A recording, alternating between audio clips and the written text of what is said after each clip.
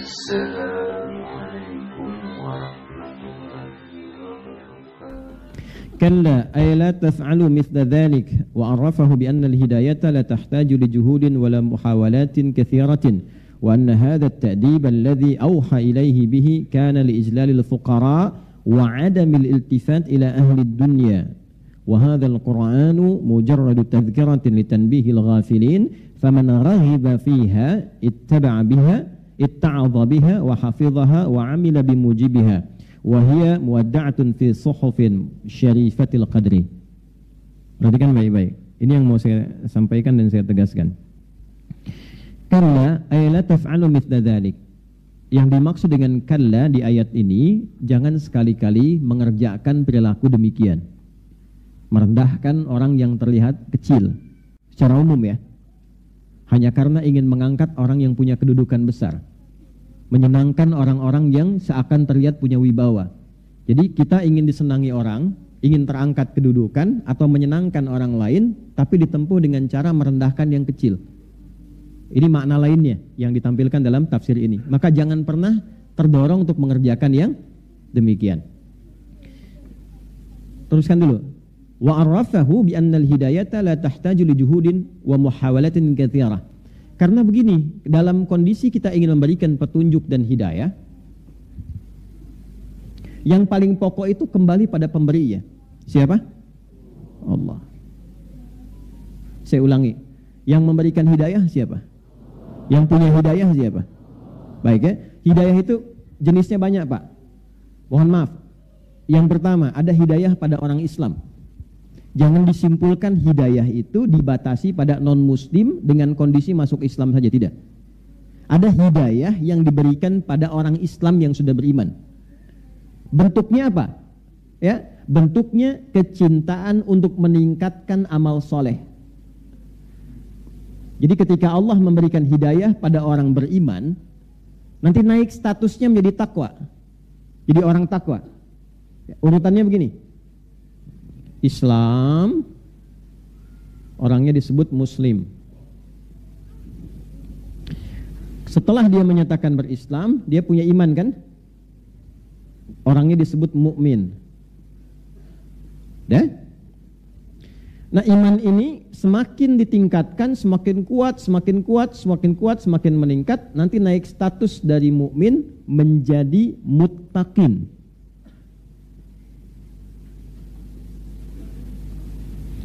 Di sininya takwa.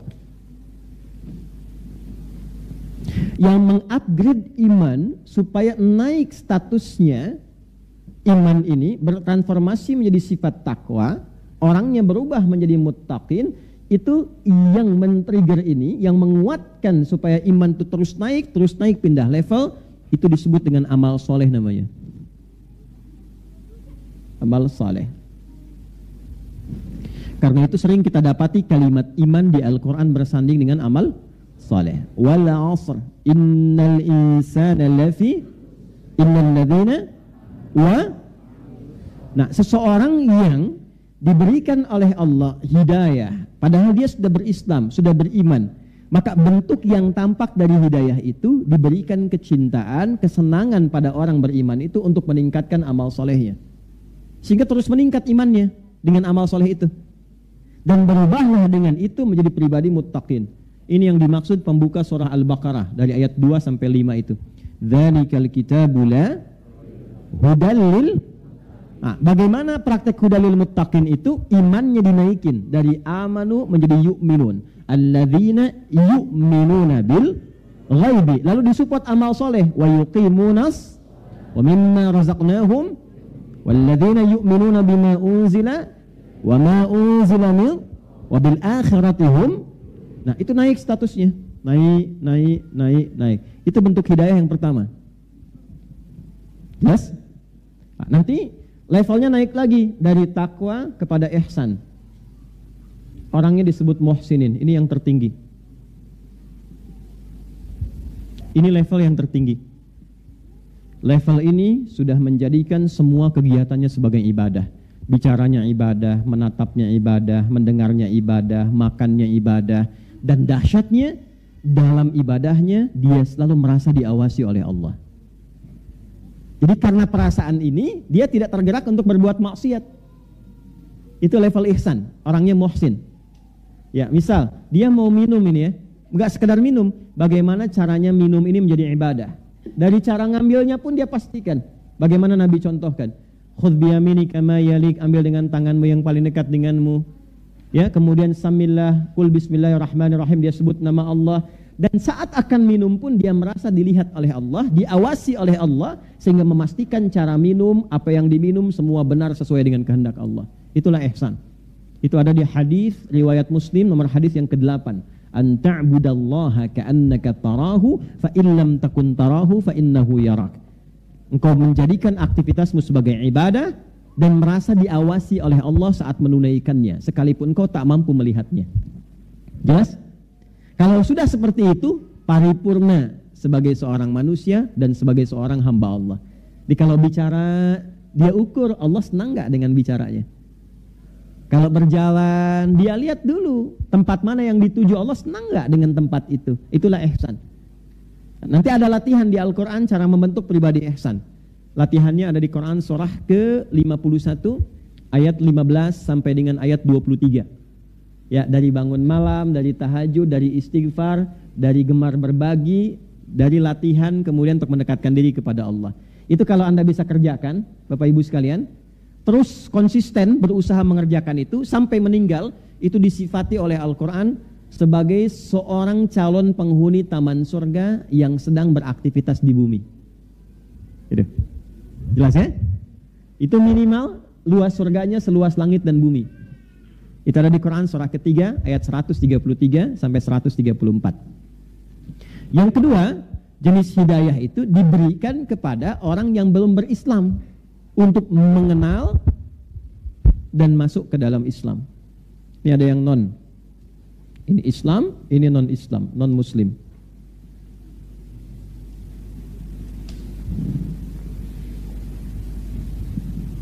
Tiba-tiba ada ketertarikan, bertanya, ada sentuhan kepada jiwa, turun hidayah. Baik ya? Dari situ mempelajari Islam, membandingkan, mengkomparasi dengan keyakinan dia sebelumnya, dan memutuskan masuk Islam. Nah, bagian kedua ini yang sering kita kenal. Bagian pertama kita lupa. Sesungguhnya saat seseorang itu, maaf, sudah berislam pun, belum tentu ada orang Islam bisa mampu mengerjakan amal soleh. Buktinya ada nggak orang yang mengaku Islam tapi nggak sholat? Ada, ya. Nah itu bisa dikatakan dia belum mendekat pada hidayah Allah. Jelas? Ada nggak orang Islam yang kaya tapi nggak mau zakat? Nah itu belum tentu. Ada nggak orang yang kaya tapi belum bisa haji? Jalan-jalan ke tempat wisata bisa, haji belum tentu bisa. Nah ini belum tentu dapat hidayah. Caranya kita doakan. Itulah sebabnya muncul pengajian untuk mencas lagi supaya senang amal saleh. Ini selama hidup sudah pernah tahajud belum? Selama hidup sudah pernah salat tasbih belum?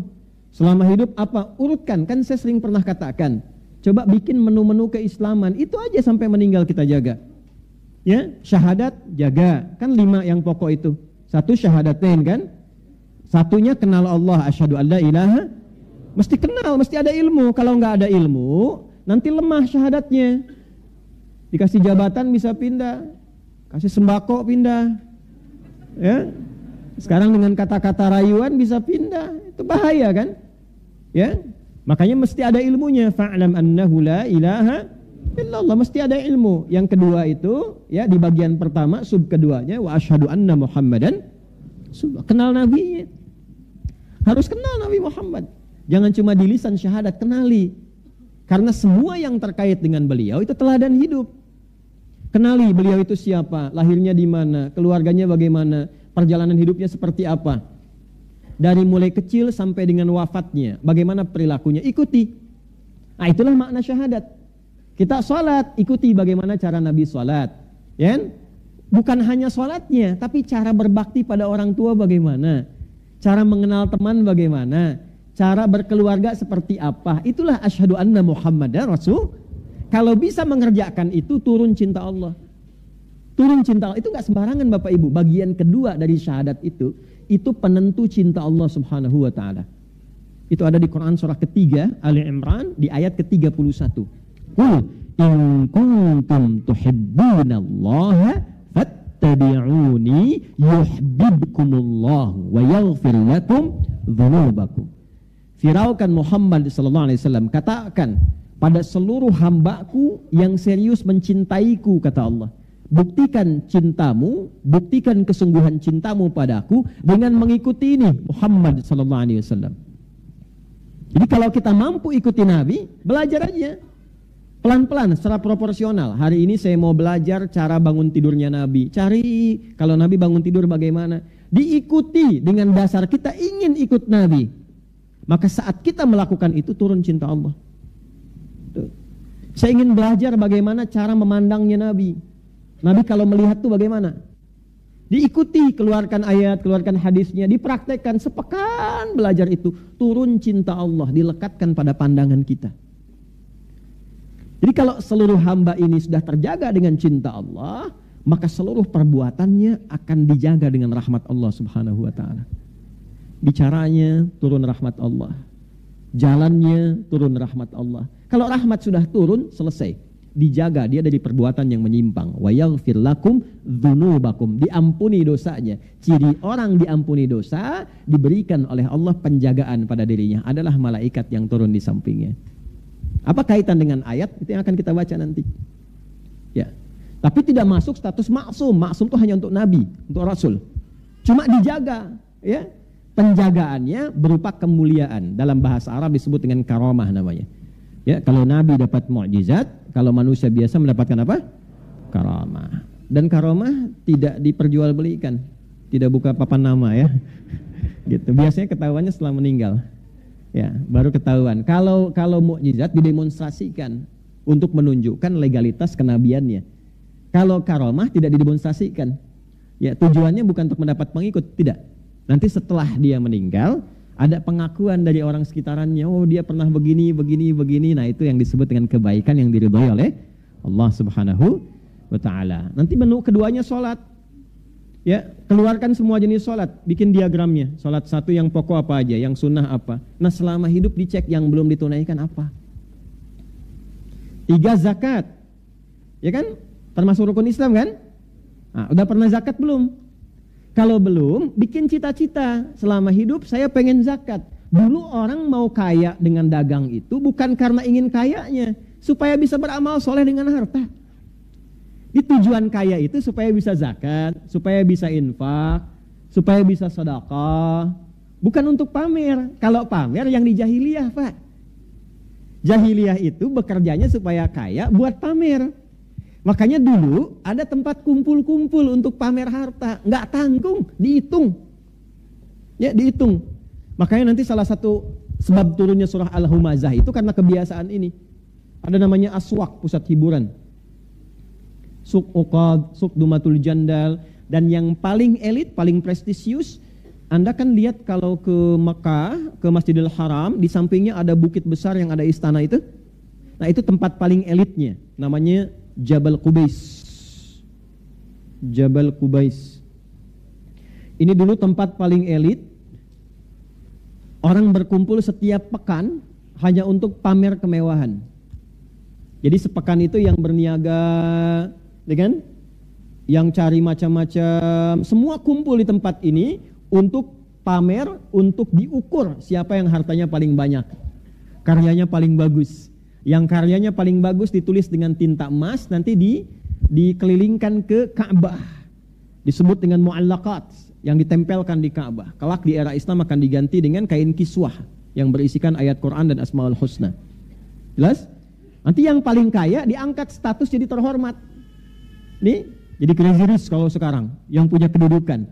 Ya, jadi kalau misalnya maaf hanya untuk update status, flexing, oh jahiliyah udah hatam. Hatam dan terkenal pada masa itu. Tokohnya ada, bisa dilacak.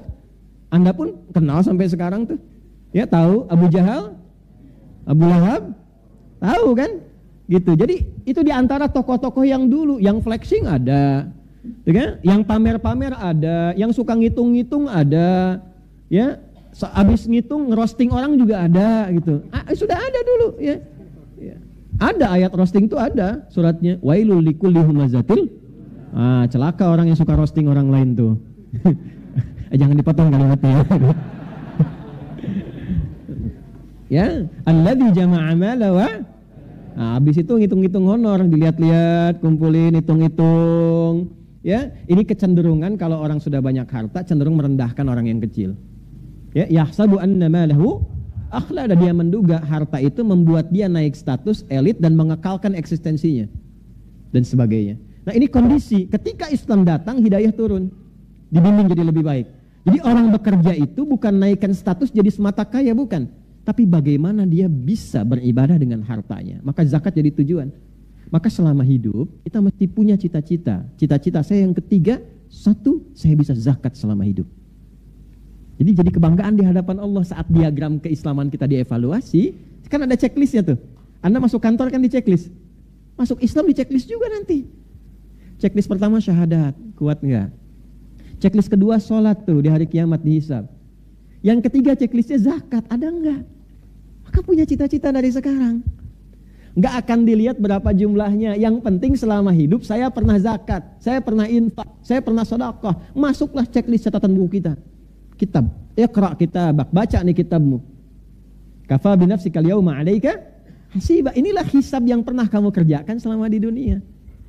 Jadi jangan bangga dulu kalau hartanya dititipkan lebih, dicek dulu fungsi ibadah dari harta itu berapa yang sudah terlaksana. Awas, apalagi yang paling berlebih selama hidupnya, wakaf aja belum pernah. Nanti hati-hati tuh hisabnya. Ya, minimal cari yang kecil dulu, wakaf mushaf pelan-pelan sehingga meringankan hisab. 4 apa? Puasa. Keluarkan menu-menu puasa. Bukan hanya Ramadan, puasa Senin, puasa Kamis, puasa Ayyamul Bid misalnya, ya. Pernah aja kerjakan supaya kita senang, ada checklistnya, kita pernah mengerjakan itu. Ya. Yang kelima, haji, umrah. Nabung supaya ada usahanya. Man istata'a ilaihi sabila. Kalau meninggal belum pernah ibadah haji, belum pernah umrah, tapi ada catatan malaikat selama hidupnya dia berusaha menabung untuk mewujudkan itu. Itu aja, simpel kok. Kalau profesinya silahkan, jadi dokter silahkan, jadi arsitek silahkan, ya kan? Silahkan. Nah, fungsinya kita mengaji seperti ini untuk mengingatkan kembali, jangan-jangan selama hidup ada yang belum terlaksana. Maka pengajian salah satu cara kita menjemput hidayah. Sehingga ketika hidayah itu didapatkan, kembali dari sini kita ingat lagi kita belum sholat yang sunnah, belum mengerjakan ini, masukkan itu ke dalam menu kehidupan kita sebelum meninggal. Itu yang dimaksud dengan hidayah bagian pertama. Bagi yang mengajar seperti saya, ya posisikan semua sama yang datang. Jangan karena yang ini punya status, ngadapnya ke sini aja, yang ini nggak pernah dilihat misalnya. Bisa beragam, bisa yang datang itu sambil jualan. Ya, itu di luar kan banyak yang dagang. Ya, yang dagang pun diniatkan untuk ikut belajar. Sehingga waktunya ngaji dulu. Nanti saya sampaikan pada Anda itu yang di luar tolong dibeli ya. Ya, dibantu dibeli, ya, terus saling mengisi satu dengan yang lainnya, saling mendoakan. Anda yang membeli doakan supaya berkah dagangan, yang dibelinya mendoakan Anda supaya nyaman dengan itu, bisa ibadah jadi tenaga yang baik. Itu kan indah. Enggak, saya enggak bicara yang lain-lain, saya bicara yang di sini. Anda jangan kemana-mana. Dan ini enggak direncanakan, memang pelajaran kita begini. Kita kan apa adanya aja. Ya, kreativitas Anda aja kadang yang kemana-mana itu. Ya. Nah, ini intinya. Jadi kembali kepada tadi, ini yang dimaksudkan. Maaf, ketika seseorang salah mengikuti petunjuk, ya, maka di sini kita katakan lagi, bi annal hidayata la tahtaju li juhudin wa muhawalatin katsiratin. Tidak perlu kreativitas melampaui batas. Ya, cukup ikuti apa yang Allah sampaikan. Nanti biarkan Allah mengerjakan bagian tugasnya, tanamkan pada si fulan, tanamkan pada si fulan, tanamkan pada si fulan. Pada intinya kita mengevaluasi dari sekian banyak ikut kita pengajian, berapa hidayah Allah yang sudah kita kumpulkan. Paham gak maksudnya? Mengerti ya? Jadi ada yang dari sisi pengajarnya, ada yang dari sisi pembelajarnya. Ayat ini ketika diturunkan mengoreksi kepada pengajarnya, jangan sampai ada pengajar-pengajar ketika ingin mengajarkan nilai Islam supaya orang dapat hidayah, mengemas itu dengan cara-cara yang berlebihan. Gak perlu berlebihan pun kalau Allah berkehendak dapat, ikuti aja petunjuk Allah, simpelnya demikian. Maka petunjuk Allah itu secara konseptual datangnya lewat Nabi. Kalau bicara begini, kalau mengerjakan dengan perilakumu seperti ini, kalau kamu ingin berkata demikian seperti ini, kalau ingin menyampaikan kisah seperti ini. Kalau engkau melampaui batas-batas itu boleh jadi alih-alih dia mendapatkan hidayah yang lahir kemudian rasa yang kurang nyaman dengan nilai keislamannya. Paham sampai sini? Maka nanti ada pelurusan kembali di situ. Jelas ya? Baik.